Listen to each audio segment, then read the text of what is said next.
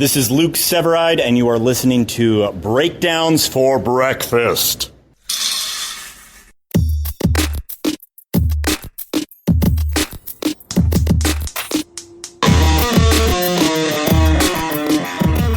Good morning. Welcome back to another episode of Breakdowns for Breakfast. I'm your host, Danger, and joining me is a fellow that I cannot properly break down an album without, Monster. Say hi, Monster. Hi. Good morning. How are you? I'm doing fine. How are you? I am doing well. I am looking forward to this episode. I think it will be fun. Yes, because on this episode, we're not here to talk about an album by Less Than Jake. We're here to talk about an album by Better Than Ezra and their album, How Does Your Garden Grow? That came out August 25th, 1998. Now, this was their fourth album, which I always thought it was their third album. Did you know it was their fourth? Yeah, they released something before, I think it was an independent release, really, but before the one that kind of put them on the map, I guess. Yeah, which that one that put them on the map was Deluxe. And I have that album actually upstairs in my CD collection, and I have always loved that album. And then after Deluxe was Friction Baby, not like a baby named Friction or whatever, it's Friction, baby. But then, and it's not a baby that has friction. I don't know. Anyway, and then How Does Your Garden Grow? Mm-hmm. So you're the one that decided to kind of bring this one to the proverbial breakfast table. Why did you want to talk about this album? I know we've gone out of our way to pick albums by bands that are not the, hot topic of a band, the best album or the most well-known.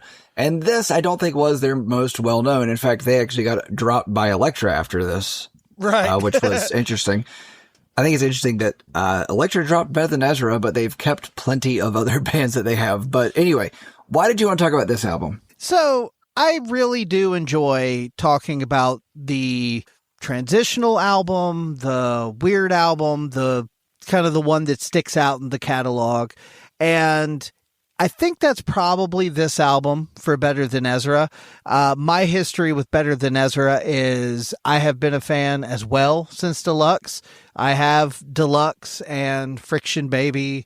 I have this. I have Before the Robots. I have Closer. I have several of their albums. I don't think I bought... The last one I bought, I think, came out in 2014. All Time, something, I can't remember. But I think they've released one or two since then that I have not picked up. But no, this is a band that I've always been very fond of. And I sort of went back and forth about which album I wanted to talk about, because for the longest time, I would have told you this was my favorite Better Than Ezra album. And if you would have asked me maybe 10 years ago, my top 10 favorite albums, I might have put this one on it. But going back and listening to it for this, it's been years since I listened to it from start to finish. And it's not quite what I remembered it being. It was really, it was very interesting to go back and do this now, so many years removed from when it really impacted me, because in 1998, this was a very important album for me, and I'll get into why. But listening to it now, I feel very differently. Okay. Now, it was interesting to go back and listen to it now, because I have listened to Deluxe a few times over the years. It's one that I will throw on every once in a while. I listened to Friction Baby some. I didn't really dive into that one much, but I always kind of knew that it was, more of the sound. I think we actually had some of the bigger radio hits come off of that album, if I'm not mistaken. King of New Orleans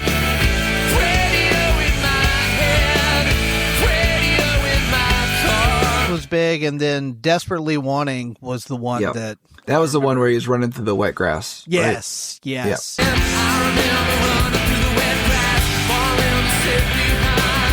I used to hear that song. What's funny is I remember hearing that song constantly when I was younger, right. But now I feel like the only song you ever hear is good. And that's I feel like I still hear that song. Yeah, and I think that's a fine pop rock 90s song, but I feel like they have so many good soccer mom power pop songs that I'm shocked that Good is the only one that seems to really get any play anymore. Well, you see, I don't feel like Better Than Ezra is a soccer mom pop band. While, yes, that is a part of what's here, I don't feel like that's it. Like, I don't feel like Desperately Waiting represents who they are. I don't feel like Good represents who they are. I know we talked about plenty of times on the show about how bands will, write or make an album of a collection of singles. I don't feel like they did that. I don't feel like that's what this is at all. No, I do feel like this album is a few songs too long, and I will talk about where I think it should have ended. And there are a few things within the songs, but when you mentioned that you wanted to do a Better Than Ezra album, but you just hadn't decided which one yet. Mm-hmm. I was like, okay, cool. I'm down for Better Than Ezra. I would love to talk about Deluxe. That's a great album. I still love that album. And the thing about it is, when I went to listen to this album, it was, okay, I've listened to this album before. I used to own this album. I have no idea what happened to it. I think I've lost it in moving and whatnot. I looked for it before we sat in to record tonight. I wanted to bring it as a prop. Like, hey, I have it. But I loved this album when it came out. I don't remember all the songs off of this album when it came around. And I'll talk about why I picked up this album, and it's due to one song in one place, and we will get to that one. But okay, so not due to one song. There was one song that piqued my interest in this album, and then BB CDs, which we've talked about before, a record store that we used to have in town. They would have a listening bar where you could sit and listen to CDs, and I picked this one because I wanted to buy this one, and I was like, I didn't want to buy an album just off of one song, and so I listened to it, and I think I got about 30, 45 seconds of each song. And I was like, okay, we're going to do this now. and just kind of went with that.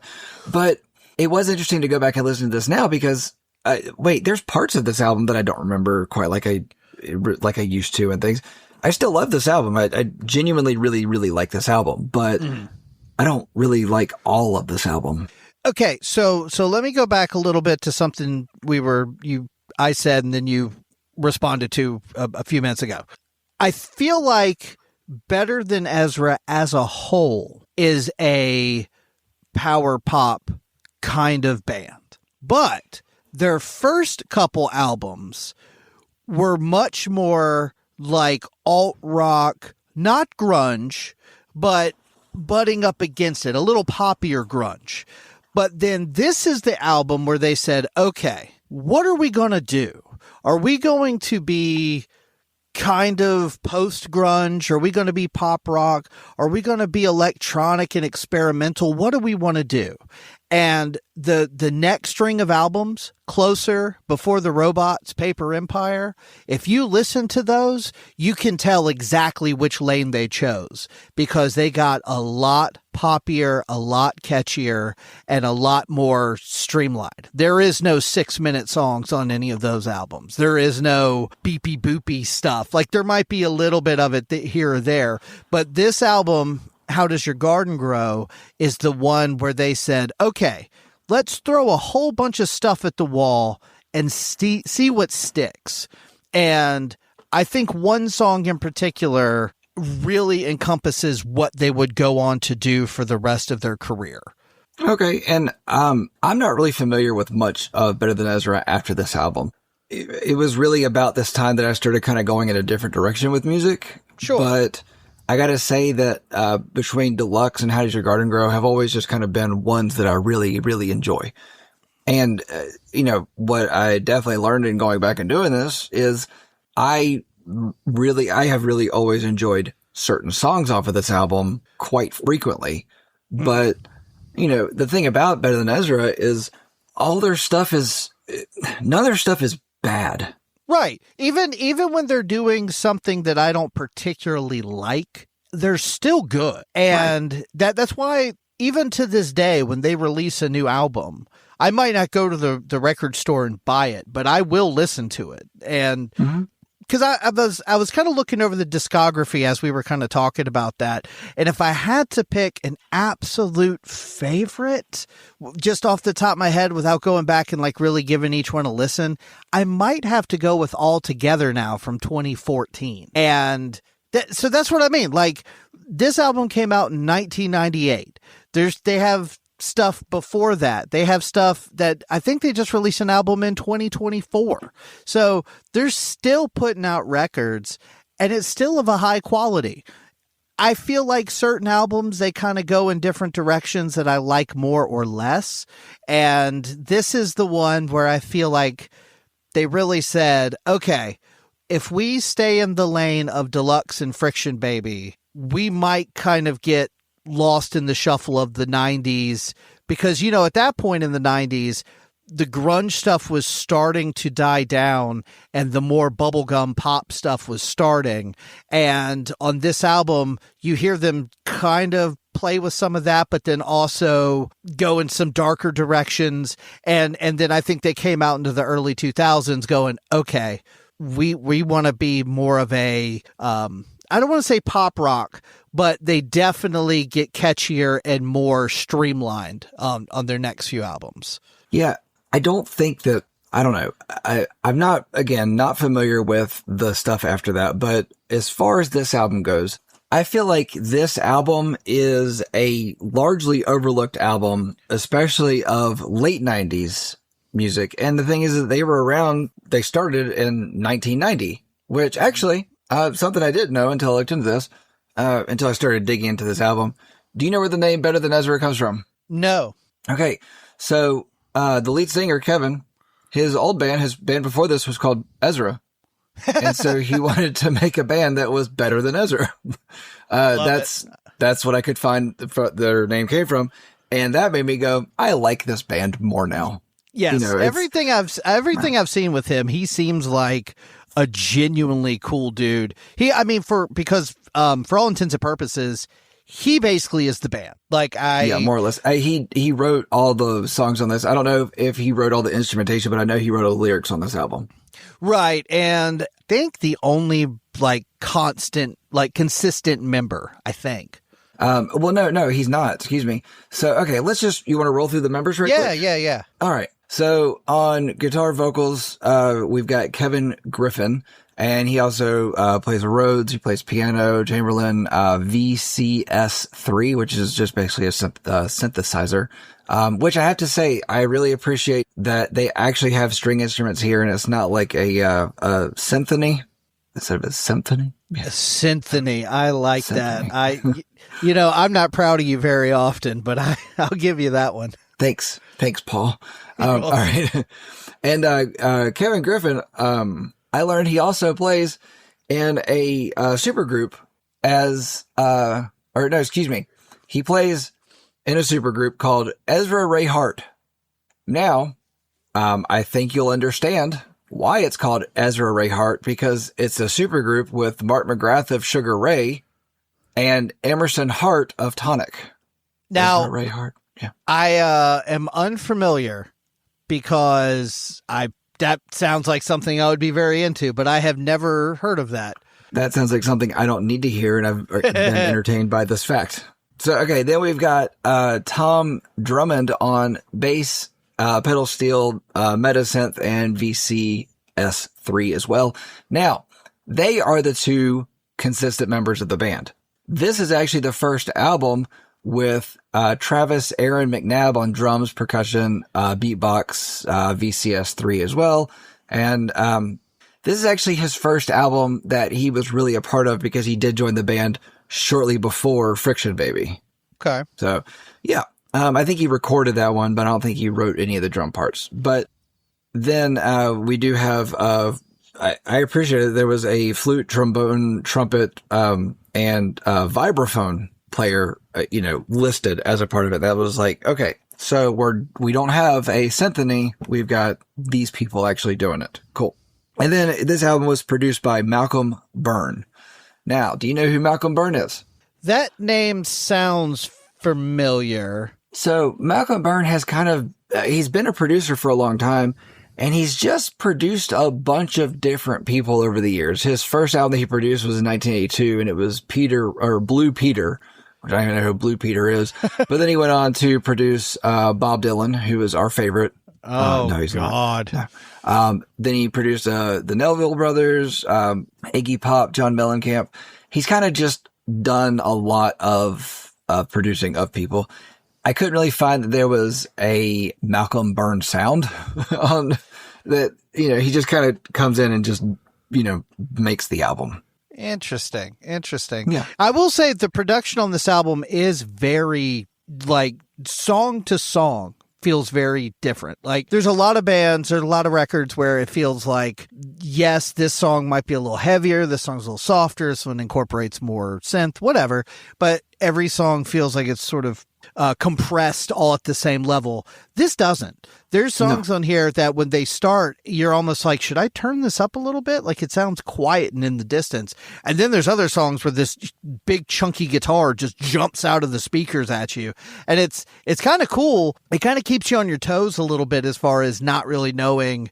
This is one of those albums, like, the first time through, you really don't know what the next song's going to sound like. Right. Now, there was something on this album that I kind of forgot about, but listening to this again, it kind of put me back into these, I would say the same places, but I don't know if it was the same places, but there was something about certain albums within the 90s that it was like certain tracks could put me in a certain place or, give me a certain vision and whatnot. Oh. And I actually took note of what a lot of those are on this because I feel like it encapsulates the feeling of the song. And I don't know, I had a lot of fun with it because it was like, yes, I feel like I'm there now. There are certain ones that just didn't at all, but there's more that do. It takes me back to Wet and Wild Emerald Point in the summer of 98 with my friends and one of my first quote unquote girlfriends of all time. This album as a whole, this and Deluxe, actually, cause this was when I feel like this album was when I really found Better Than Ezra, but, this album and Deluxe, both take me back to, just as a whole, take me back to riding around and, a friend of mine's, really shitty, like baby blue Honda Civic, I think. I don't even know what it was. I mean, it was like the first one ever rolled off the factory line. And I don't know. It was a good summer. I remember going to Emerald Point and hanging out with a group of friends. I believe it's just called Wet and Wild now, isn't it? Oh, yeah, that's what it's called now, but it was Emerald Point before it got bought out. And, if you're from North Carolina, you know what's up. And being there for hours and hours and getting sunburnt and getting in the... Your feet like a hamburger because you never left with... Yeah. Like in the wave pool where you're like in that little whirlpool area where everybody's just like elbowing you in the temple and it's miserable, but you keep doing it. Yeah. So I would do that for hours and hours and hours. And then I would go home and immediately like call my little girlfriend on the phone and listen to this album. And so this one, but again, it's sort of like, I don't know exactly how to describe it. I'll tell you when we get there, but there's like a section of this album that's like, that's the album for me. It's from this song to that song, and that's it. That's my album. And it's like, oh, there's all these other songs too. And it's like, yeah, they're fine. I don't ever think to listen to them. And so when I went back and listened to them for this, I was like, oh yeah, I remember this. Oh, I remember this. And then half the time it's like, I also remember why I don't listen to this one as much. So, okay, I'm going to go and tell you, the album for me is not the 14-track, hour-long thing that this album is. No, it is, I would say 2 to 11 with most of 2 to 11. Like, there's a few spots in there that don't really, stick out to me. But, like number 5 was not one that I remember listening to when I was younger and hanging on to. But I feel differently about it now. That's so funny because mine is like 2 to 9. And pretty much everything from 2 to 9 is pretty good. And one specific stretch that I'll mention when we get to it. But then the whole back half of this album is like, I don't know, some of it feels like bits and pieces of ideas, bits and pieces of songs. There is 1 or 2 songs that I think work better, that almost feel like if they were mixed into that 2 through 7 or 8, I would like them more. But because there's a couple of, I don't want to call them stinkers, but there's like 2 or 3 songs kind of in this back half that like, they don't work for me at all. They're, just like I said earlier, they're not bad in the sense that they sound bad. They're just, I don't want to listen to them. Like, they're not what I think. Like, when I think of Better Than Ezra, that's not what I'm thinking. That's not what I want to hear. No, okay, so looking back through this, I can't say that all of those, I don't know. We'll get into it more as we dig into this one, but I'm going to go ahead and tell you up front, this is not an album that I hate by any means. I actually am glad that we did this, that you wanted to talk about this one, because it's like, oh, this is an album that I really do enjoy. I'm going to, enjoy this part of it. And the thing about it was, I never got tired of putting this on again. I think I listened to this album through, I don't know, probably 8 times. And usually the way we've been doing it this time around is we've got, quite a few albums planned out. And so that's kind of given us the ability to throw other things in and whatnot and mix it up. Yeah. No, I've listened to nothing but this album since our last album. Cool. I've listened to a few podcasts, but yeah. And I listened to this, I guess from the time we said we should do it to now, probably maybe 4 or 5 times, but I have been listening to this album since 1998. So even those handful of songs that I was kind of like, oh yeah, I kind of forgot about this. Like I still, once they started going, it was like I knew what was going to happen. I was familiar with the song enough. So then it was just a matter of kind of like jotting down a few notes. But yeah, I'm glad to hear you say that, because after I picked it and I started listening to it, I was like, man, this isn't quite what I remembered it being. And I started to get like, I don't want to say nervous, but just sort of like, man, I don't know if Danger's like, if this is going to work for him or not, because parts of this album work for me super well. And then some of it it's just not for me. yeah, no. And I'm going to say the same thing. So anyway, let's stop. Sorry, I was getting hung up on that phrase. Let's stop beating around the bush. Let's talk about. Let's stop beating around the garden and let's get in there. I almost said let's stop beating around the dead horse, but that's not right either. So, let's stop beating the dead horse's bush and talk about this track listing. Oh boy! So what's the name of the first song? I practiced. Did you? Track 1. Je n'en savais pas.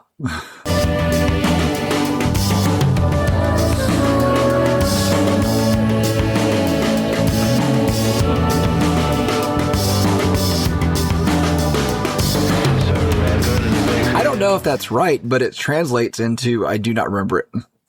Wait, it translates into I do not remember it, or you don't remember what it translates into? No, it translated, it means I do not remember it. Well, if you don't remember it, why did you even say anything? Who's on first? All right. So when this one came on, I remember going, I sat there going, oh, I never liked this intro.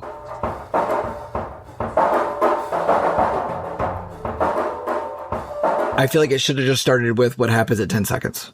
I feel like this whole thing should be 10 seconds. Like, I actually have the note interlude that became a problem. Question? Yes. Yes. Yeah. 100%. This is really just, I do think it was an interlude that became a problem. I feel like this whole album, I feel like was an ambitious move for Better Than Ezra, but right. I feel like, we don't actually get actual words until 201. Paris Street, Quiet Street, far away from the raining rain, forgotten love. And it's a very Beck-like delivery, like the way that he is going about throwing them out there. Before that, it's just kind of electronically manipulated vocals and a rhythm to it. I don't know. This one, like I said, the album does not start with track 1. It starts with track 2. I agree 100%. I skipped this song when I was younger and subsequently over the years, like listening to it just for fun. I always skip this first song. It's fine. It definitely does not need to go on as long as it does. The Beck comparison is a good one. The only part I really like is there's kind of some funky bass that you can, I think around 240, you can really hear it like clearly because some of the other stuff drops out.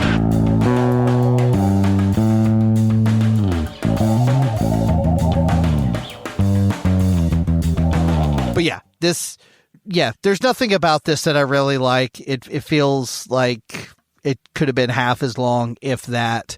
Feels very weird to start the album with this. All right, track 2, One More Murder. Don't mean a thing, you get accustomed to the sound.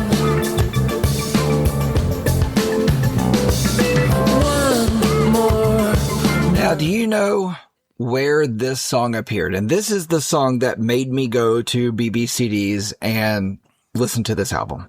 Yeah, the X-Files soundtrack, right? Yes. It appeared on the X-Files soundtrack, and I was obsessed with the X-Files when I was younger. And like, I went and saw the movie in theaters, and I loved the movie. I've seen it quite a few times since then. I haven't seen it in a number of years, but yes, One More Murder is on the X-Files soundtrack, and it's a great soundtrack. And actually, one of the things I like about that one is there's so much lore and whatnot in the X-Files, and then it does start to go way off the deep end with the alien stuff. And I mean, the movie was Aliens, basically, and not basically, it was. Spoiler alert. I mean, the movie came out in 1998. If you haven't seen it by now, and we did a whole episode on the X-Files on the Is4 podcast. So yeah, shut up. So one of the things that was really cool about that soundtrack was that after like all the tracks were done, that hidden CD trick came in, and it was a spoken word part. It was one of the people from the movie. I can't remember who it was now at this point. And it's like a 5-minute dialogue of all of these little bits and pieces of things that you needed to know if you wanted to really dive into the lore more. And it was just a really cool thing at that time, because I don't know 13-year-old Danger going, yes, let's get more X-Files. Let's get more X-Files. And then as a grown-up Danger, I'm like, God, I was such a nerd, but it's okay. I don't care. Yeah, it's one of those things you feel like you like stumbled across like a secret that no one else knew. Yeah, right. So anyway, I was shocked when I saw that this was the first single. Yes, yeah, and it peaked at 32 on Billboard Modern Rock charts, which that's a pretty high peak for an album for a band that Elektra dropped right after they released this album. Well, yeah, and if you think about their trajectory at that point, you had Desperately Wanting and Good were kind of like the two main singles people knew. This does not sound like that at all. No. This has this weird, like, not necessarily like trip hop, but sort of like this dark techno-y kind of sound almost. And then the lyrics are also pretty dark. And so the fact that this became, at least for a short period of time there, a little bit popular is wild to me. Hey, Filter's Hey Man, Nice Shot became very popular. I think it's the Filter's most well-known song up until Take a Picture.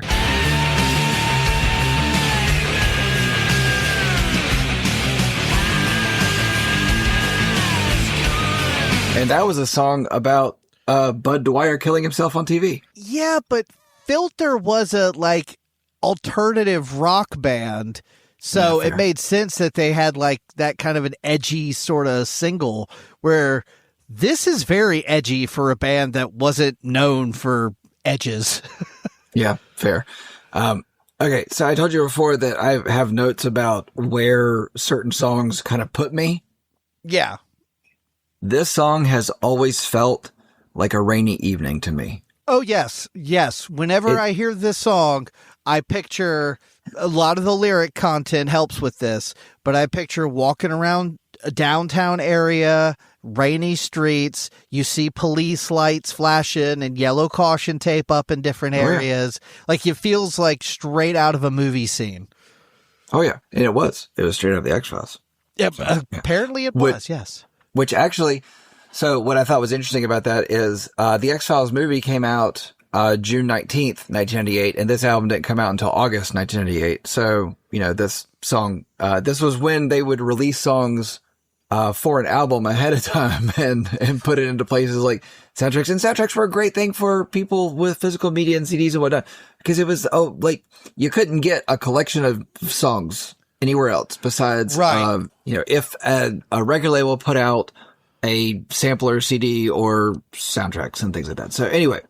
Yeah, I discovered a lot of cool bands through soundtracks. That's sort of kind of how I got into KMFDM and Fear Factory specifically from the Mortal Kombat soundtrack.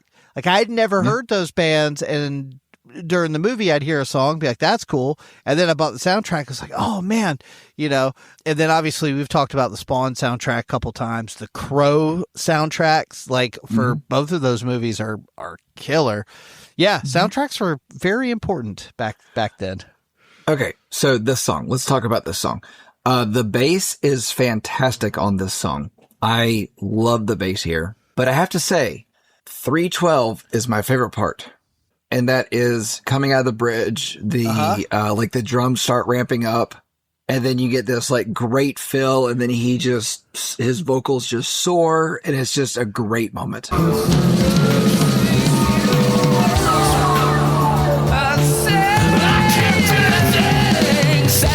Okay, so I have in my notes that just a little bit in the vocals here or there. The song as a whole gives me just a teeny tiny little bit of a U2 vibe. And I'm not a big fan of U2, but I actually kind of mean that as a compliment here, because this has that sort of edgy vibe, but still it's accessible. And a matter of fact, that part you're talking about, right when he hits that big note at like 317 is when his vocal hits the note. And then he goes into that like flow sort of, yes, like hip hop style vocal, but not hip hop vocal. There's almost something about it that reminded me of Bono.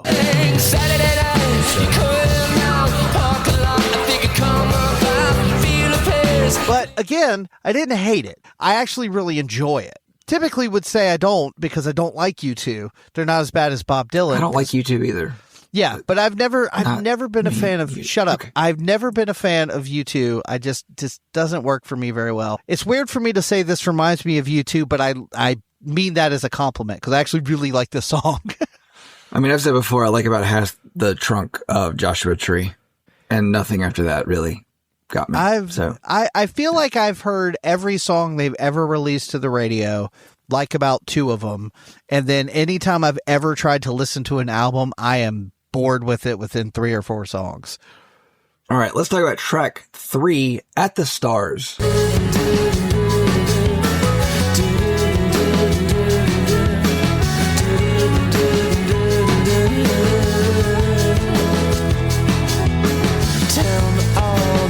Now, this was the second single for this album. Yes. And it peaked at 17 on the same chart. And then Electra still dropped him afterwards. I don't get that. When I think of Better Than Ezra, this is the sound that comes to mind. And this is where the album starts for you? I actually like One More Murder quite a bit. That's not to say that I don't sometimes skip that one too to get to this one, but this is the sound that would carry over into their next few records. They still experiment, they still do some other stuff, but this acoustic rock, some piano, some strings, that sort of becomes their calling card for the next few records. And I think it starts with this song right here because this is just a banger of a pop rock ballad. Like, I think this song is right up there with Iris by the Goo Goo Dolls, anything by, Sister Hazel, Tonic, any of those bands. I think this is every bit as good, if not better, than a lot of those bands. See, I feel differently, but similar on this one because I really didn't like the beginning of this song. You're screaming out the window with the stars. Okay. I like the last half of this song a lot better than I like the first half of this song. This is not my favorite. Why? Because it gets cinematic, because then they bring in all the strings and it gets huge. It starts with guitar, piano, vocal, very not stripped down. There is a lot of instruments, but it gets bigger and bigger as the song goes on. See, I like it once you realize it's building. Yeah. But the thing about it is this whole song to me. So my high school, one of my best friends, had a convertible. And I popped this album into his car one time and we just listened to this album. Like, he loved it. And this song always feels like driving late at night with the top down on a summer night. And it's always like this song just makes me feel good. So that's why I can't say that I don't like the beginning of this song, because I do really like the entire song, but I like the back half of the song. Once it really starts to build up, I like it a lot better than the first half. I think my favorite parts of the song are, first of all, the chorus is $1,000,000, Money in the Bank. It's a beautiful chorus. Blame us 'cause we are who we are. Hate us 'cause you'll never get that far. It is a good chorus, and I think it's a standout chorus. I think the chorus is probably the best part of this song. Well, so as much as I like the chorus, I think I like the part that starts like right after the chorus with the do-do-do-do-do-doos. Like, I love the do-do-doos with the acoustic guitar and the piano. I think it sounds gorgeous. And what's really interesting is you've got the piano, you've got strummy guitars, and then you've got the strings on top. There's a lot of high frequency jangling going on, but it never feels sloppy or messy. It feels tight, and it stays gorgeous. Like, the whole song it's just a beautiful song. Yeah, no, it is a really good song. It is a beautiful song. I'm just going to stick to, I like the second half of the song better than the first half, but in order to get to the second half, I got to listen to the first half unless I'm willing to fast forward through a minute and a half. And yeah, I don't know. It's a good one. Yeah, this is the one that, put it this way, I had the first two. I know there was a older one, but I had the first two that you could get, and I really liked those albums.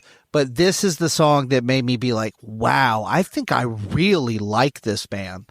And then when their next album came out, Closer, I immediately got it. And like I said, it's much more in line with this style of song than just about anything else we're going to come across on this album. So that's sort of when I was like, okay, yes, I do really like Better Than Ezra.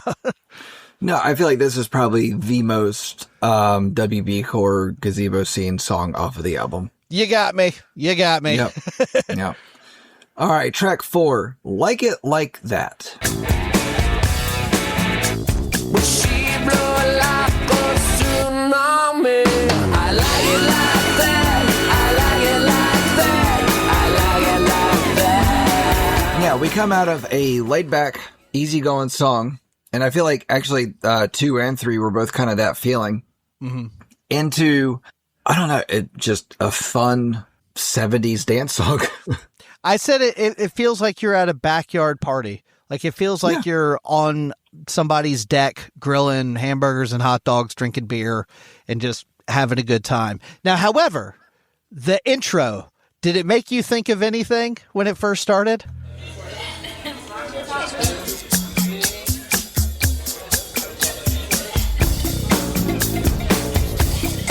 Not particularly.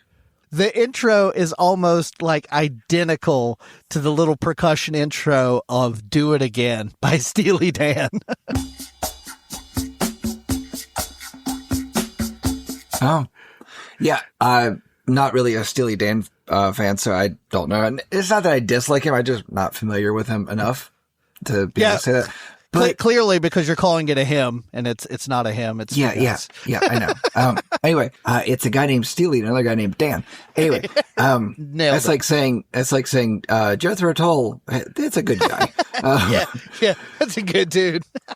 So I don't know. I feel like this song actually would have fit in a soundtrack for a movie like Pulp Fiction, like right along those things, because this feels. Get there. Okay. There's one that fits that even more so coming up later, but I get what you're saying. Yeah. This feels like a song that if you were to put it on, in the diner on the jukebox, it's going to get people moving and dancing. Mm-hmm. And I don't know, this is just a fun one to me. And I forgot that it was here when I went back to listen to this, because it was, oh yeah, I do like it like that. Yeah, there's really not a lot to say. It's just a real simple, fun, easygoing song. There's always one or two songs like this on their future albums too, where they, I don't want to say get a little bit like hip hop or rap, because it's not really that, but they'll do like these songs that are very kind of bubblegum, and I feel like this is sort of the beginning of that. I also think give a shout out to the drummer. There's a really fun drum fill at around 50 seconds.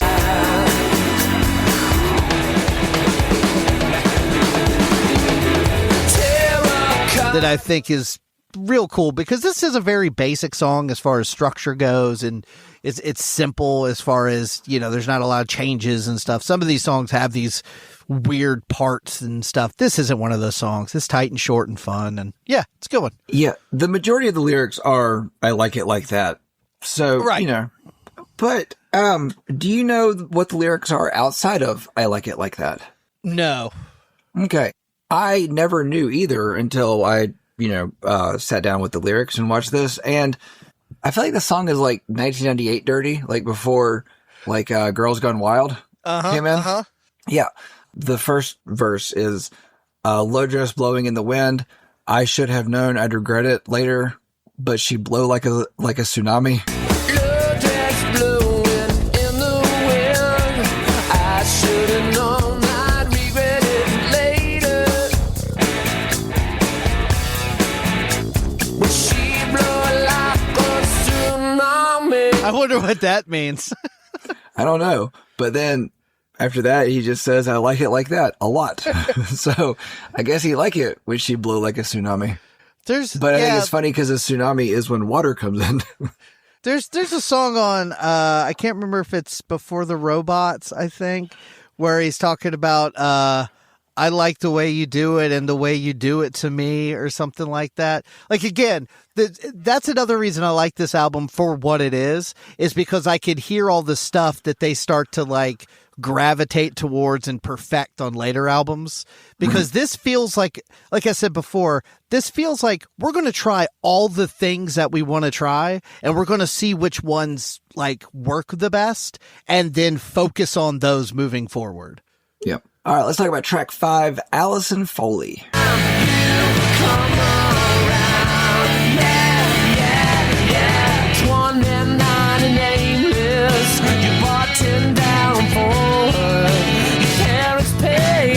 I don't know why, but I cannot think of the name of the song now, and I should have found it and taken note of it. But there's a Black Sabbath song where he says Aleister Crowley. Yes.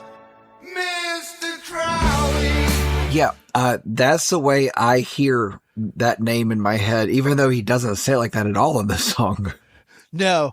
I don't know why it's there, but it is. But speaking of saying things, there's two parts to this song. First of all, I like the kind of slinky guitar kind of, vibe of this one. But okay, well, hold on. Before we get to the slinky guitar vibe that you're talking about, okay, because it is a very Southern rock influenced song, which this was one that I always skipped when I was younger. Oh, but now I feel a lot different about it. I actually really enjoy this song, but I do have to say that the start of this one was very jarring after the last track.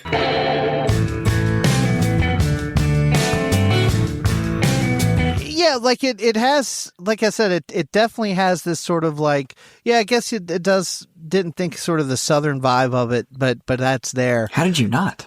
Well, like I said, I think because as soon as he starts singing, I become very distracted because I like the intro and I like the music. But there's two things about this song that crack me up every single time. Okay. When he first starts singing, around 11 or 12 seconds, you can literally hear his mouth open. And it's the weirdest little thing. Like, right before he says, I think the first line is like, claw me like a razor or something like that. But if you listen carefully, before he sings, you hear him open his mouth. Like, it's like, claw me like a razor. It's like, what?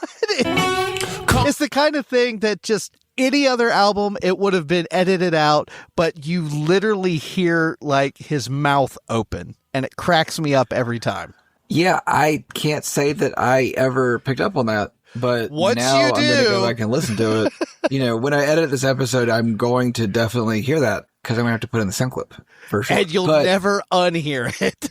Yeah, it's true.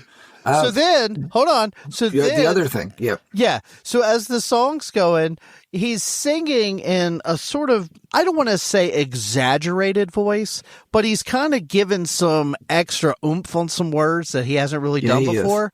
Yeah. And at around 28 seconds when he says, sitting in that chair, I love it. You're sitting in that chair. I've never heard any human being pronounce the word chair with 6 syllables, but he does, and I love it. It's the best chair I've ever heard. The best chair you ever heard. Okay.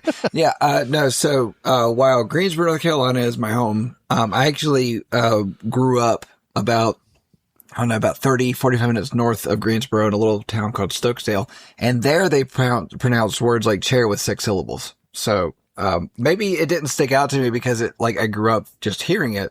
But that was when I learned that the more syllables the word damn had in it, the worse it was. Well, and so he's from Baton Rouge. So, and there's a very distinct accent that comes from that part of the country as well. So maybe that's how they say chair there. I don't know, but I love it. I love the way he says chair. Did you catch the vocal sampling that was put in? And I found notes that said it was in a breakdown of the song, and I don't feel like this album has breakdowns, but I think it was just in the bridge of the song. Our warped metalcore minds think of breakdowns much differently than the average musician. Like a breakdown is just Very like true. the song falls apart, not literally, but you know what I mean. They take some stuff out or whatever. But no, I was gonna say I like the bridge. It starts around 148. It has almost a little bit of a Beatles-esque thing happening. So long, Allison Foley. But then there's this digital talkie thing that starts happening that I kind of could do without. It doesn't. I don't know. It's one of those things that's neat when you first catch it, but then they kind of go on with it a little bit too much, I think. It's a Three Stooges clip.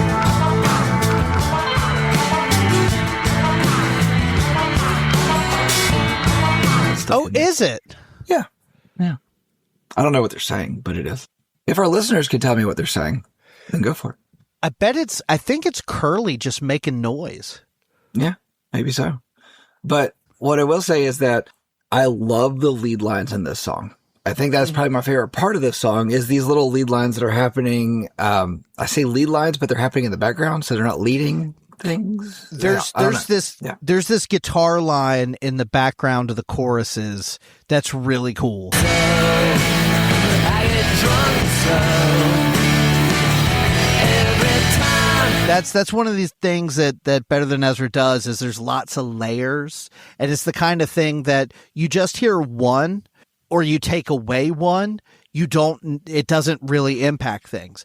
But there's so many of them that when they're all compiled together, there's a song coming up in a few minutes that I think does this wonderfully. So yeah, I know what you're talking about, and those are a neat little coloring in there. And it was a very smart move to slow this one down as the song goes on, because this is we come off of track 4, which is a very, upbeat rocker of a song. Maybe? I don't know if that's the right term. Anyway, and then track 5, another upbeat song, but then they bring it down because then we go into track 6, Under You. Go completely Philly, you take over me. Take over. Which is not an upbeat song at all. But I love this song. Same. I love this song. I don't know if this is my favorite song off of this album, but it's definitely up there. It's hard to pick a favorite off this one because I genuinely love so many things off of this album. Yeah, this is a really good one. This one, similar to At the Stars, you've got clean guitar, you've got piano, you've got strings, but it never sounds muddy. It's very pretty. Again, I have a feeling that it is somewhat sexual in nature, but it comes across as romantic. It doesn't come across as silly. It comes across as very romantic.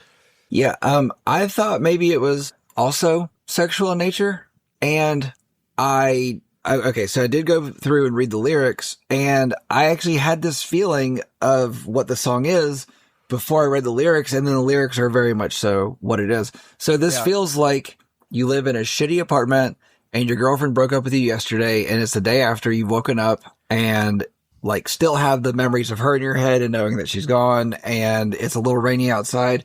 And then I went and read the lyrics, and that's exactly what the song is.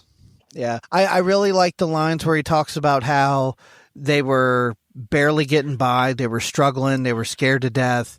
And in hindsight, it was the best time of their lives. When we barely could survive, I was never more alive. And I think that that is one of those kind of sentiments that, you know, us in our 40s who have already kind of been through all these things, I think we look back at a lot of stuff differently than how we felt when we were in that moment, you know, and this is a good song to kind of, you know, keep in mind.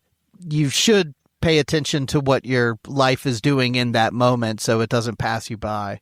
Oh, when I was younger, I hated being broke and not having any money, but now I look at those times and those were some of the best times I ever had. Yeah, like I've been so stressed about finances over the past year or so, and it's like I have a roof over my head. I have kids that love me. I have a beautiful wife. Like I really don't need to stress Does that she not love much. you? Like You said kids that love you and then beautiful wife, but well, I assume she does. do you need to talk about it? No, I want to talk about being under you. I love the brush on the snare in this song. Yeah, that's I'm really moving nice. right past it. Please do. Yeah. So the other thing that I really like about this song, talking about like layers and little things that they do, is at 4:15, there's this very quick little dee-dee-dee-dee-dee-dee-dee on the keys.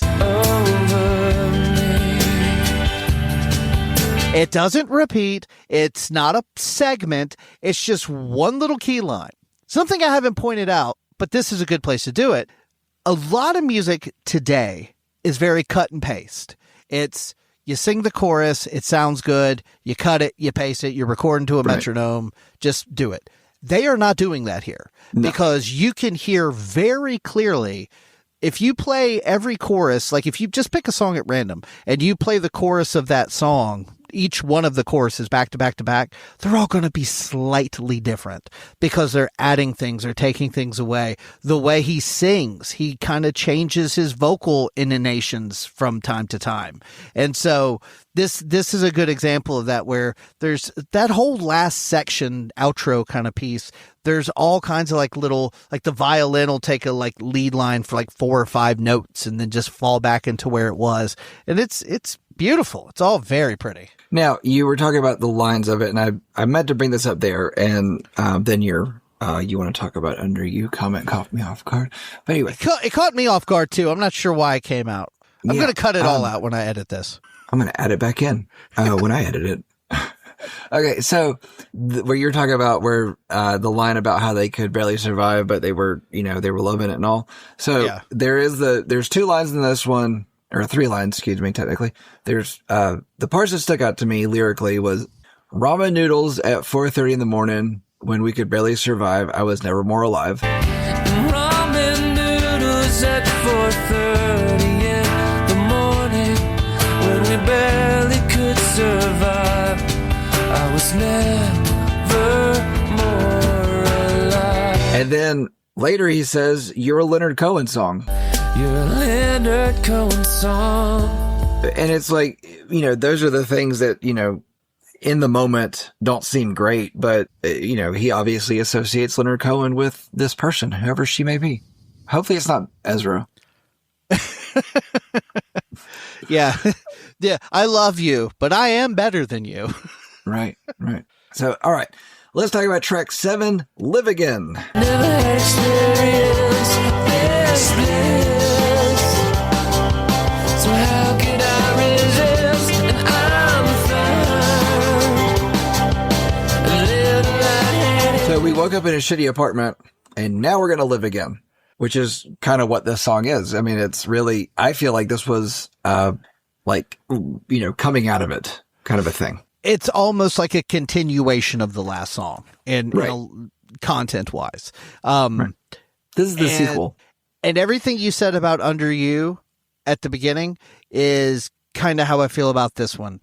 I don't know if I can say this is my favorite. It was for a long time. I think this song is stunningly pretty. I think I love the drums. I love the snare and the hi-hats. The drummer kills it on this one. Actually, the drummer kills it on a lot of this album.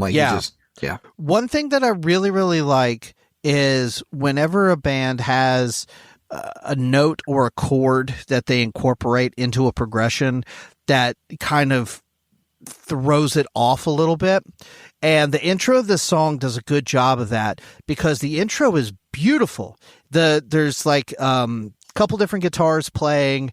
One's like sort of the lead and there's a background and they're playing and it sounds beautiful.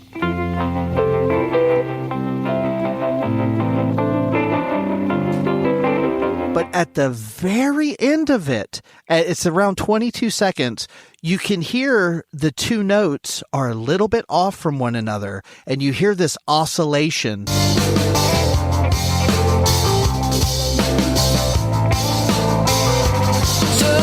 That sort of like gives it this like little dour feel for just a split second before the vocals come in and you got this very pretty verse.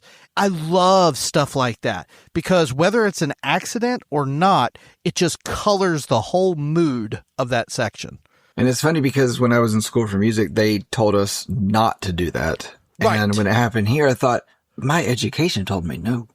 Right. And I think that's what makes it special is because same as when you hear his mouth open on Allison Foley, like it's the little things that, we talk about those character moments on albums. This is a little different than that, but same basic principle. It takes a song from being your standard pop song to something with a little bit more edge and little different vibe to it. So yeah. I think the guitar work and the drums and stuff on this song are just immaculate. I think his voice is good. The love me, hate me, like that's a little bit cliche, kind of hear that a lot. Love me, hate me, make me live again. But the way he delivers it works, and I think it sounds really good. But yeah, it's the instrumentation on this song that just really like chokes me up. I love it. Now, this is really the first place on the album where the experimentation with electronic instruments, I feel like hurts a song because I really like this song up until the change up that happens around 2 minutes.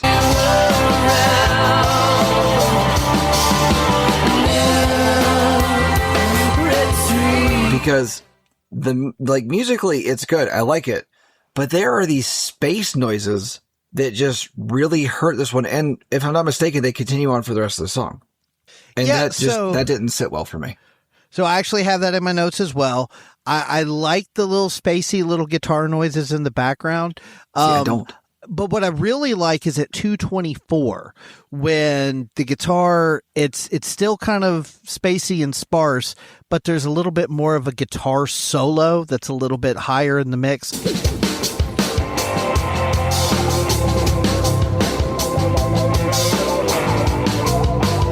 Has that same effect, sort of I don't know, it's not a flange, but it's kind of got this like warble thing going on that I like. I think that's kind of what caused the oscillation at the beginning.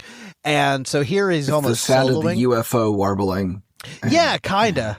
But I don't know. I don't like it when they just put those sounds in. I don't need it. I guess, it's kind of funny. Peek behind the curtain. We're recording this on March 11th, 3/11 day. And this album came out not that far apart from Transistor by 311. That came out in 97. And they were kind of doing a lot of the same thing with those like spacey, atmospheric, trippy guitars. So I think for me in my brain, I was comfortable with all of that kind of stuff because it was like, yeah, that's what we're doing in the 90s now. So yeah, it works for me. I do think the outro could be tightened up a little, and part of that would be to maybe shrink that bridge section a little bit. But again, as soon as this song starts, every time I like feel a lump in my throat and like get a little choked up because it's like, God, I love it. So good. Those guitars are perfect. You get verklempt. I almost said verklempt. I almost did, but I was like, I don't know if I can say that word. You can. Sure. Why not? I don't know. Do we No, have I didn't know. I meant I don't know if I can pronounce that word. Oh. Well, there you go. You got it. Verklempt. All right, let's talk about track 8. Happy Day, May May. Outside, you feel like you were born with a kidney tape permanently to your bag. I can relate videotape. You got To anybody who is just looking at stuff by this album, you probably think that that's pronounced Mama. Nah, it's pronounced May May. Because on streaming, there's little accent marks over it. And I dug into it to find out what the actual pronunciation of it is. And it's May May. So, and May May rhymes with Happy Day. Do we know who May May is? Like, is this about his mom or grandma or something? Or Nope. No idea. yeah, I'm not sure. This is another one that I really, really like. I think See, this one feels like old Better Than Ezra. I feel like this was the most, like, the original, like, deluxe sound. Yeah, you're probably right. And I think it was the right time for this because Yep. I feel like Agreed. Under You and Live Again were really tugging on your heartstrings, and this is kind of more in that vein of Like It Like That, where it's fun, it's upbeat, it's very catchy. You know that how wonderful you are, that gets stuck in your head real easily.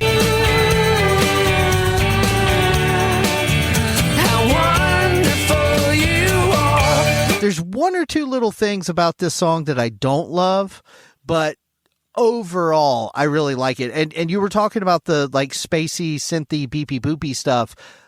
I like how they incorporate it into this because the guitar and the vocals and drums are very loud, but there are these little like beep beep beep beep beep beep, beep kind of like in the mix as well.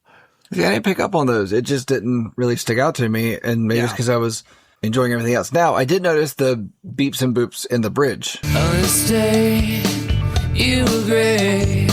Summer ran out. I feel like they're more pronounced there. And I feel like that hurt the bridge, but I don't feel like it really hurt anything else that was going on in the song. Speaking of bridge, it's not really the bridge, but every time, like, the only, again, talking about stuff I don't like about the song, at 131, when we just hit a brick wall and you play that theme from a TV show or whatever it is, I don't know what it is.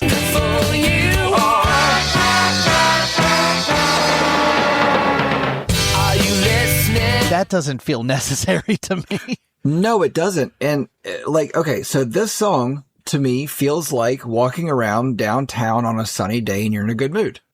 And then a garbage truck hits you as you're crossing the street at 131. But then it doesn't hurt you too bad. So you get up and kind of brush yourself off and carry on because it doesn't last that long. It's just completely unnecessary there. And I feel like that's where we get a lot of the, them trying to experiment and things. But the problem with it is before that and after that, this song's really good. The beeps and boops I was talking about, didn't love those at that point, but I don't know, everything else in this I feel like was really good. I like the way Kevin's voice sounds in this one. It sounds lighthearted, but he's very enthusiastic in it. And I appreciate that in it. It just gives an uplifting feeling to the song. And the percussion also does the same. I do wish they brought the percussion down the chorus a little bit, but like there's an extra percussion line in there and I don't necessarily need that, but I didn't hate it either. Yeah, that's what I mean about the production of this album is like you think about the drum sound of Live Again and then the drum sound on this song and the next one too. It sounds like three different bands, three different drummers. Like it's, again, I'm sure it's all intentional. Like I could very well see them in the studio being like, okay, this is, the song where we're trying to sound like this or that. And so, but they do have these little through lines that kind of keep it, cohesive, like the little beeps and boops and stuff. And speaking of which, 152, there's a fun little guitar solo. It's simple, it's short, but it's really sweet.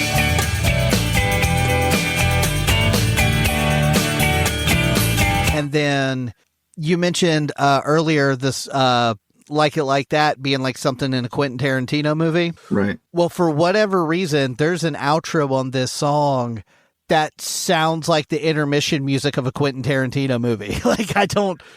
I don't understand why it's in here at all. It's kind of like the other sample. What? Why? I don't know.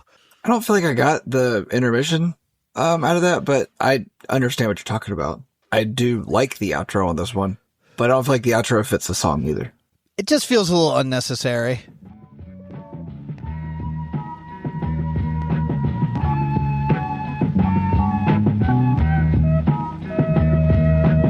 Yeah. All right, let's talk about track 9, Pull.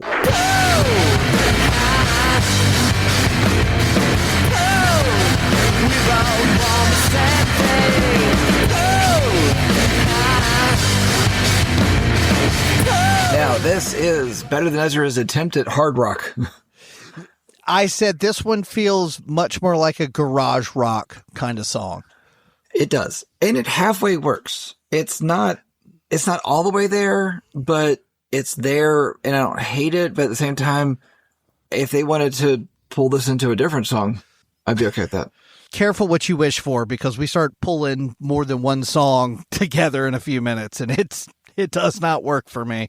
But here, I like sort of the upbeat aggressiveness. Like, I feel like we had 2 or 3 slow songs, so now we have 2 or 3 rock songs.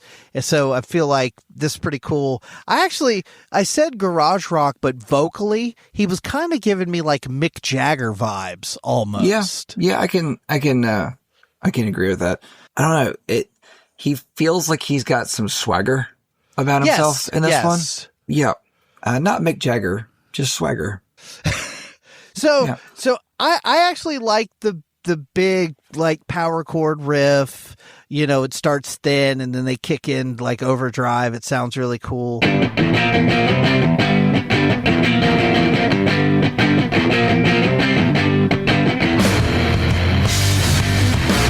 I like the chorus. It sounds like, I can't tell if it's like there's some backing vocals or if it's just like an echo on his voice. Might be a little bit of both. I love the chorus on this song.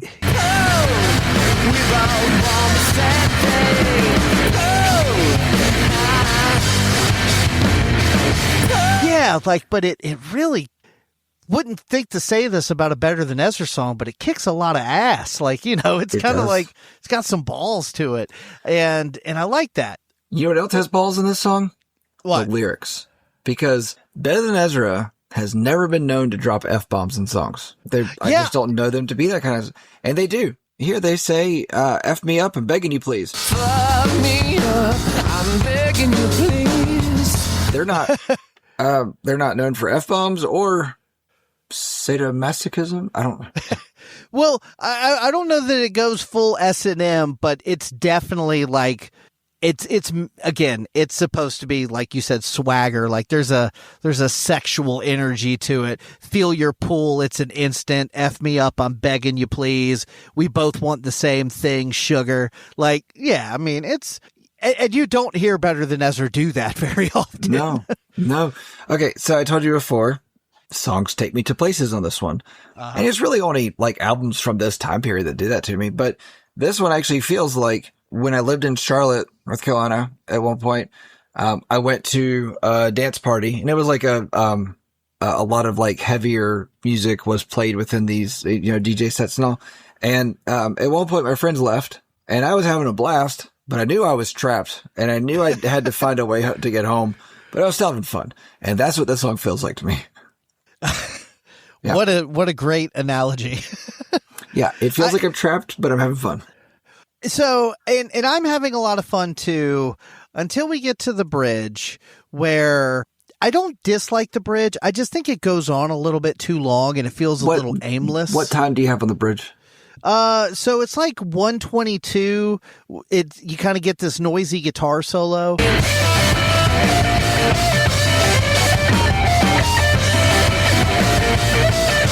And then shortly after that, it almost sounds like the bridge of Spoon Man by Soundgarden, because it gets a little like there's bass and drums, and but instead of like clacking spoons, Tom Morello shows up and starts doing like this beep, beep, beep, beep, beep, beep, beep, beep, beep kind of guitar solo on top of it.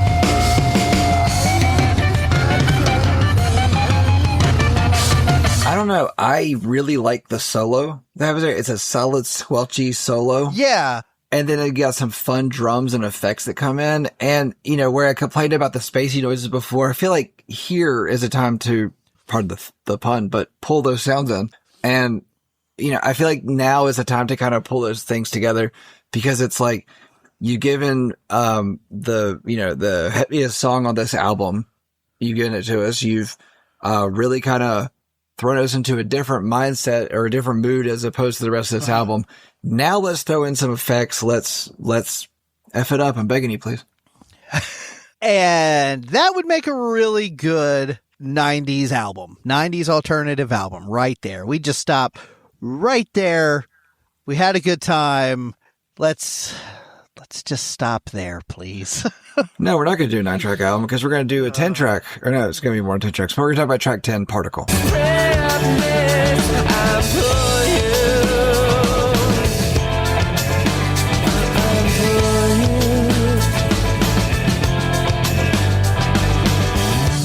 Okay, it's 6 minutes, 4 seconds. This is the longest song on the album. Now, I love the intro on this song. I love the intro on the song.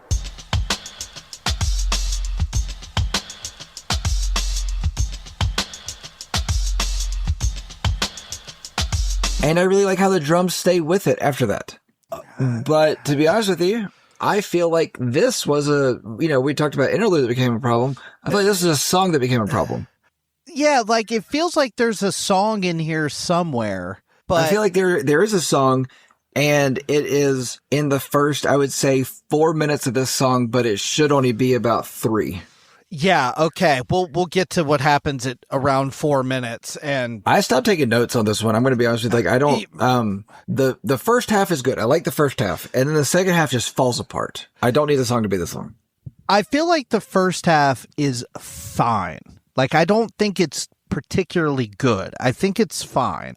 I like again, kind of like we talked about before, where it's very pretty, but then they'll add just like when he's singing very bright up here. And then the very last line is down here. And it kind of gives it this sort of like weird vibe. And I appreciate that. Makes you beautiful.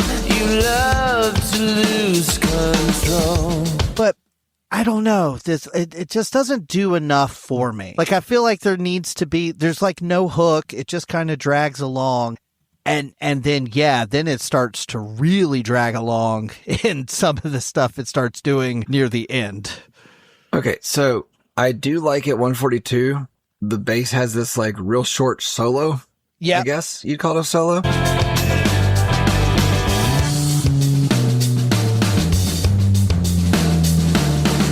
And I put solo in quotations because it's not really a solo. It's just a bass nugget. As we talked about before, it's a nugget. Yes, for sure. And then it blows up into that full orchestration, the full, sound, symphony comes in. And, I like that there. Fine. But I don't know, because I know what's coming. I don't know. And I feel like it happens. I feel like it happens when he says, do it again as much as he does. 16 times. Do it again.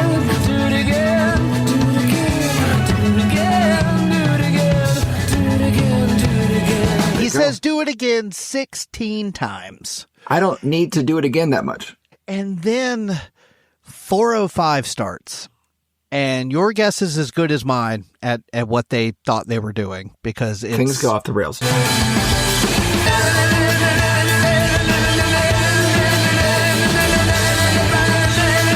And this is where we really get, I feel like at this point forward, we really get the experimentation that they were wanting to dive into on this album and really kind of play with. I feel like they're just kids playing with synths at this point. Yeah, like this feels like, I don't know, like this, like when you hear how tight and concise the songwriting is on so many of these songs, this one just feels way out of place. Like there's another one that does very similar things coming up, but this one feels somehow more directionless. Like that one at least sort of, I feel like, has a point. This one feels like it's just long and monotonous just to be long and monotonous. Like there's not a good song in there. Like I can't find the song. Okay, so this is really the one track flipping around that I would do. I would actually take the next song and put it before this song and let Particle be the closer, because you close on a weird experimental journey of sorts. Because I do like the next song, but after Particle, I didn't really want to go on because I was just kind of tired of this one. In fact, I listened to this one all the way through probably twice. After that, it was just kind of skipping forward in it just to kind of still get it and not really fully aware. I 100% agree. I think this song, if you are going to have this song here, it should be the last song on the album. And you're absolutely right. There's 4 more songs, and there are some stuff in there that I like, but this almost like sours my mood. It makes me not want to listen to those 4. Like I kind of forget those 4 exist because I get to this and I'm like, I'm done. Yeah. I feel like Better Than Ezra was just putting out more. I feel like maybe the last part of this, because I do feel like everything up to this point is a cohesive, what's the executed album? I don't know why I had trouble executed there, but yeah, I feel like it's a well executed album, and this is just kind of where it falls apart for me. Even though I do like the next song. Yeah. So I will say that, like I said before, I feel like this is them really experimenting with where do we want to go with our sound? What works, what doesn't? And I think that they tried something interesting on Particle, but even they were like, this ain't it. And they don't do this anymore. Like they took a stab at it. I wish they had said this ain't it before they decided to put on the album. I concur. Yeah. All right, let's talk about track 11, Beautiful Mistake. And you show it like it means something. You could never know the pain it brings. Now, I think it's interesting that, recording on March 11th and Beautiful Disaster was on Transistor. Yes. Now we have Beautiful Mistake. So anyway, a fun intro here. Yeah, so again, like I kind of forget this song is here because I do like this song too. It sounds like they're trying to mix One More Murder and At the Stars. Like they're like, okay, what if we do this like One More Stars dark or At the Murder? Ooh, I like At the Murder. Like, but you can't have one. Wait, no, you can be At the Murder, and that is One More Murder. One More Star. One More Star's Murder. Yeah. What is the star killing? A beautiful mistake. I was okay, shut up. Or is shut it up. a group of crows? But go on. No, shut up. I need to talk about this. It feels like it's got like that heavy, dark bass vibe, but then it also has the real twinkly guitars and keyline. So it feels like it's trying to mesh some stuff together, and I think it kind of works. It's just hard to get into it because of what we just came out of. Agreed. And I think one of the things that makes it hard to get into is it's hard to find the rhythm in here because he has a delay on his drums, but I like the drums.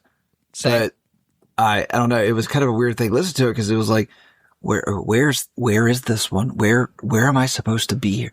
Am I supposed to be having fun? I don't know. Because then, Kevin comes in with, lyrics about his dad.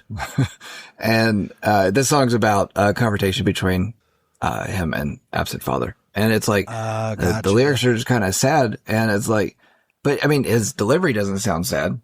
Yeah. And I think that maybe that's why it doesn't work as well as something like At the Stars, because that's more of like a love song. That's a little bit more whimsical lyrically. Even on like Under You and Live Again, where it is emotional, it's still rooted in more of a boy-girl relationship where not that that's another thing I love about Kevin's lyrics is they are very specific, like not as much on this record as some of the future ones, but like the stories that he's telling in the lyrics, maybe they're being embellished to like fit lyrically or content wise, but they sound like this is a true story that happened. These are the events of this story. So yep. I can tell that this is emotional for him, and I'm sure it works on a level for people that had that kind of a relationship, kind of like that Everclear song, Father of Mine.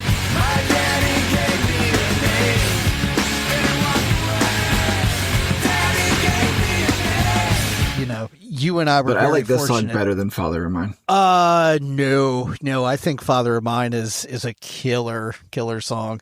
That's fine. You can think it's a killer song, but I like this song better. Well, okay. That's true. You're allowed to like this one more. Thanks. Thanks for giving me permission. I hear how it sounded. Okay, I'm sorry, but no. Sorry. Is your name Richard? Because you're a dick. The point I was trying to make was you and I were lucky enough to have loving fathers, and so we don't maybe relate as closely to this as we do to like songs about past relationships and being broke like that. We've been there, but then I have been in a relationship and I have been broke, so I can relate there. So, but similar to the last song, this just goes on for far longer than it needs to. Like if this song would have wrapped up like right around 3.5, 3:45, that would have been okay. But instead we get into this like, we are for like a straight minute. We are.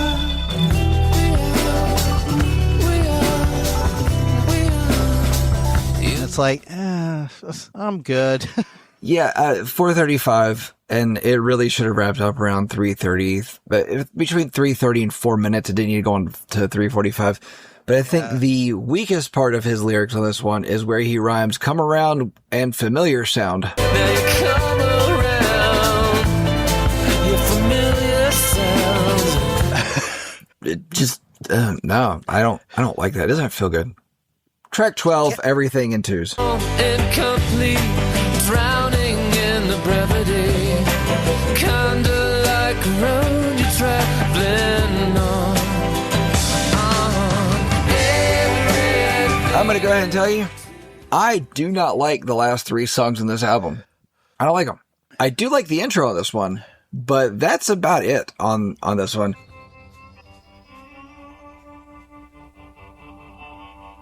Cut me out of this room. I feel like you take out Particle, you take out the first song. I'm not going to try to pronounce it. You put this somewhere in that. Sorry, I forgot about it. Thank you. That's what we call a callback. I say you put this one and the last song, mix them in that first 9 or 10, somewhere in that range. You have a 11, 12 track album. You cut out a couple of these like weird long things and it's not so bad. I don't think this is a bad song, but I'm very much checked out at this point.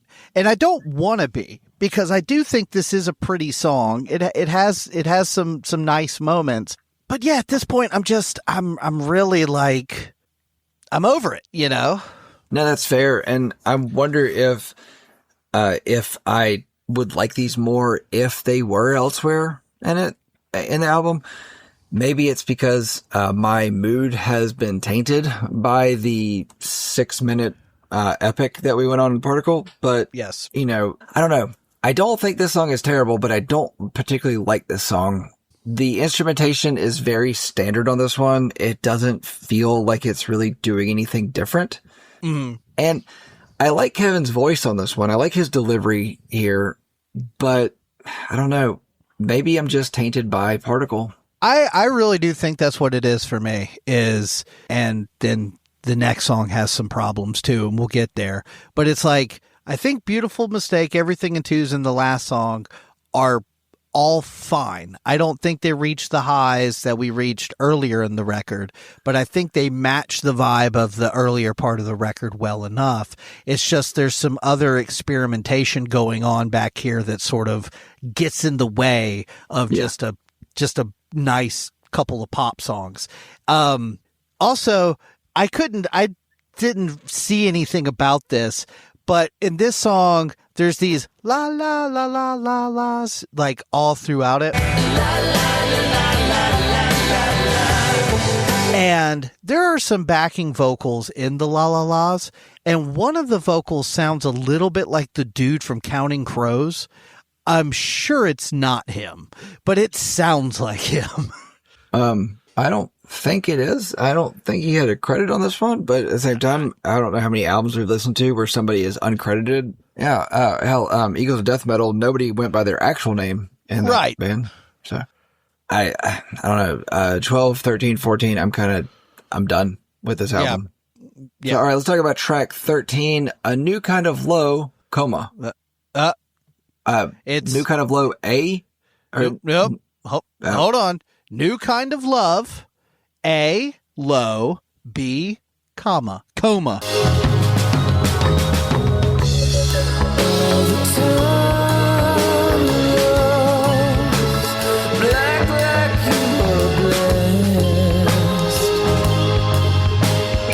I can't say it right either. Okay. I didn't realize that Better Than Ezra was going to give us a Radiohead Muse song. Yes, that's exactly what I said. I said, I like the first minute and 20 seconds of this song. Yep. And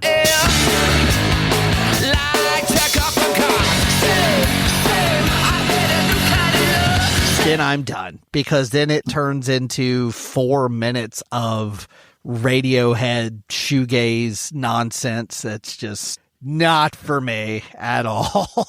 And now, way early in the show, I brought OK Computer onto the show, Radiohead's OK Computer, and that was really the first time in this show that I went back and I listened to an album that I loved when I was younger and had a very different feeling about it. And I like Muse. I genuinely do. I've seen Muse live. They're a lot of fun live. I don't know how 3 guys make that much noise. They're great. I think they won like the MTV Best Live Band in Australia for like 11 years in a row. Yeah, if you ever get a chance to see them, do. They're great. But I don't know. This one just feels okay. The bass is mixed way higher on this song than anywhere else in the album, and it just feels clunky.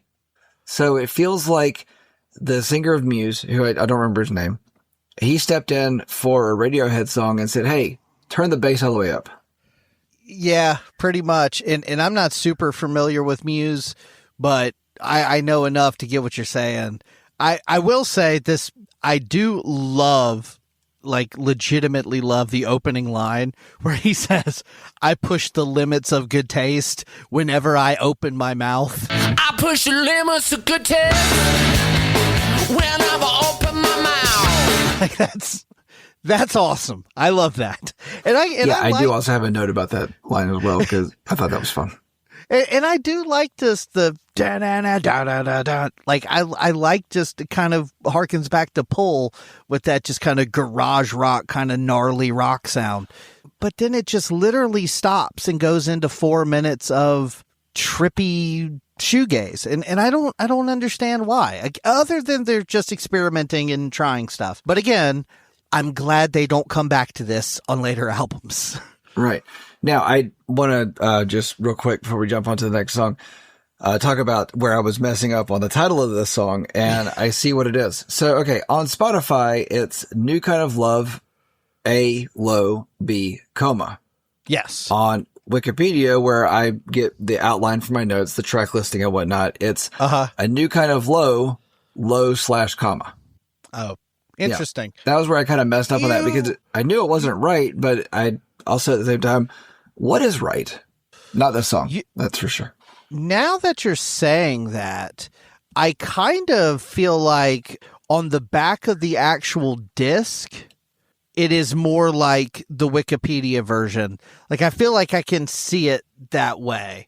I'm going to try to pull up Discogs and see if I can look at it. Oh, it's so small. Yeah, it's New Kind of Low, little a/low. Yeah. That's way to go, Spotify. You made me look like a jerk. Made you look like, haven't you been one this whole time? Track 14, Waxing or Waning. When you're Monday, reflect when you look in the mirror, but I see you there. I get that this is the closer to the album because here we have made it to the end of this, and it's done like a closer, but not a closer for this album. Because I do feel like, Particle would have been a better closer because it does go off in the weird, get weird, experimental, and synthy and all. And that's fine. This is a finger-picked acoustic jazz song. I like this song, but it's not one that I wanted to return to. And I like acoustic jazz music. I really think this is a pretty song. Mm-hmm.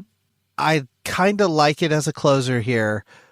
I think the finger picked with sort of the horn, like on top of the notes, sounds really nice together. But yeah, like at this point of the album, it's like we've been listening to this for almost an hour. You've hit me with a couple of weird long things that don't make a lot of sense. I've lost my goodwill at this point. And it's kind of like, hell, even if you just took out Particle and you took out New Kind of Low and you just had those 12 songs, I think this would play better because I do think it's very pretty. If anything, it might go like the BPM is so slow that it feels, I don't know, maybe a pinch on the draggy side. I think it's a nice song. I'm going to agree with you that if we took out Particle and New Kind of Low, I feel like this would be a great closer for this album because it is a pretty song. I do love the horns that come in. We do get the muted horn section and all, and I think that's really nice. But, this album is 58 minutes long and 58 minutes, 7 seconds, and the goodwill is out. You're right. Okay, so this song, I feel like best encapsulates the cover of this one. We didn't talk about the cover at all, but the cover is actually a piece of artwork, and it says it in little letters below the name of the album, but it says it a series of nocturnes, which is the name of the piece of it. And this song feels like the album cover.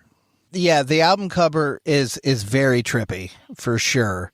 And there's a seahorse for some reason. Yeah, in front of a stained glass window. It's a seahorse in church. It's so like, it almost gives it sort of, we keep talking about how experimental it is. I hesitate to call this a vibe record because like we've said about other albums, there's so many different vibes of the songs. But I do feel like there is sort of this coherent, everything is a experiment thing kind of going on, if that makes any sense. Right. Okay.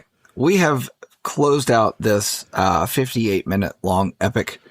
Monster, what's new with you? Hey, good looking. What you got? Cooking. Oh, God. I don't know. I don't know where new would be here. Yeah. At least Pull has kind of like a little bit of a like riff to it. I'll say Pull, but yeah, there's nothing new about any of this. So that's fair. Danger, what's cooking? To be honest with you, most of this album is a really good cooking album. It's just a fun album to play in the kitchen, but I'm going to have to go with Like It Like That. I like it like that. And that's not my favorite song off the album. I think my favorite song is One More Murder just because there's a whole thing tied to that one. But I don't know. That song is it's a fun song. Like I said, it's made to get you dancing, and that gets me moving. I will say, to your point, this is a fine album to just like have on. You know what I mean? Like if songs like Particle and New Kind of Low only really like bother you when you're like listening to it intently, you know, trying to like take notes. If they're just on and something's happening, it's probably not going to bother you. It's just whenever like we do what we do, it's like, oh, get on with it. We do. No, we should probably stop. But why would we stop? Or pop? We're not pop. Okay. Anyway, I feel like we're both kind of on par with each other on this album, so I'm indifferent to who goes first. How about you go first, since I was the one who brought it? That's fair. That's fair. So I will go first in my closing statement. Okay. All right. Kevin is not a brilliant lyricist or guitarist. Tom is not showing up on the list of the best bass players, and Travis is not wowing audiences with rhythmic flair. Nothing on here will change the face of music. Partially because this album is almost 30 years old, and also because this album was mostly ignored when it came out, except by those who were already fans and anyone who had ears. Better Than Ezra existed through the 90s and created a string of singles that didn't always represent their sound. They led the post-grunge banner before Kurt Cobain was murdered, and it felt wrong to call anything outside of Seattle grunge.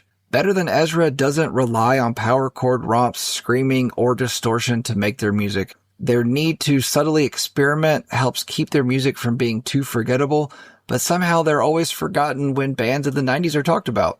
Nothing about what Kevin, Tom, and Travis are doing will make your knees weak, but these songs will make you think about the person that made them weak, somehow made kids named Ezra not feel so bad, and it's hard to get mad when another Better Than Ezra song comes on.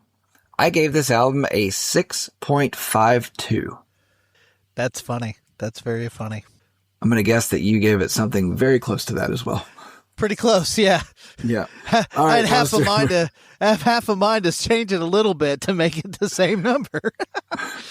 All right, Monster, give us your closing statement.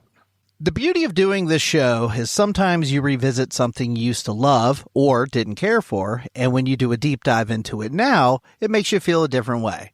And that's kind of what happened on this one. How Does Your Garden Grow by Better Than Ezra is quite the mixed bag. Some exceptional power pop bangers, some interesting experimentation, and some drawn-out overambitious slogs. I think about half this album is great, and the other half is very middle of the road. I feel like the middle chunk of this album is some of the best 90s alt power pop Dawson's Creek core money can buy, but the rest of it doesn't know what it wants to be. Radiohead, the Beatles, or what? There are a few songs on here that will always hold a special place in my heart, and I will revisit them often and think they still hold up. But after doing my listens for the show, I realized there's a reason I remember a few of these songs so deeply and fondly, and while I could barely remember some of the others. Better Than Ezra is one of those bands that I have been following since the 90s, and every album they've done has songs on it I like. Every time they release a new album, I check it out right away, and I will continue to do so. I still really enjoy How Does Your Garden Grow for what it is and where it transports me when I listen to some of it, but I don't think it's quite the 90s masterpiece I once thought it was. 1 to 10, I said 6.73. Don't get much closer than that. That is really close. All right, so Monster gave Better Than Ezra's How Does Your Garden Grow a 6.73, and I gave it a 6.52, which gives an overall average of 6.625, putting it into the 46th position, just above the Hippos and just below Take It Back Sunday. No, I feel like Better Than Ezra and Taking Back Sunday could probably get away with playing together. That seems like one of those, like, Sunday afternoon at like a outdoor winery kind of concerts, you know what I mean? Like it's them. What kind and of also wineries like, are you going to? Yeah, like them and maybe like Sister Hazel and somebody else. I don't know. I don't feel like Take It Back Sunday fits in that at all. They're close enough though. Like I'm going to vehemently disagree with you. I mean, some of their stuff is, you know, like that song they did with Flavor Flav in the video. Like, come on, that's not that dissimilar. Wasn't that cute without the E? Anyway. I don't know. If you disagree with the score that we have given this album, then please shoot us an email at breakdownsbreakfast@gmail.com or head on over to one of our social media platforms, Facebook, X, or Instagram, and let us know what you thought about this episode, or if there's an album you'd like for us to give the breakdowns treatment to in the future.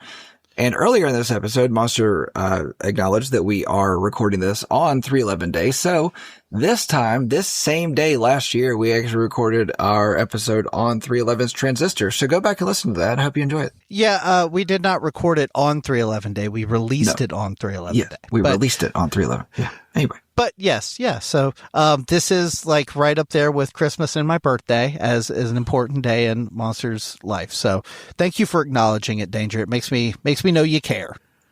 Okay. All right, here's a good one for you. Been waiting. What does a cow who just had a baby and a cup of coffee have in common? What? They're both decaffeinated.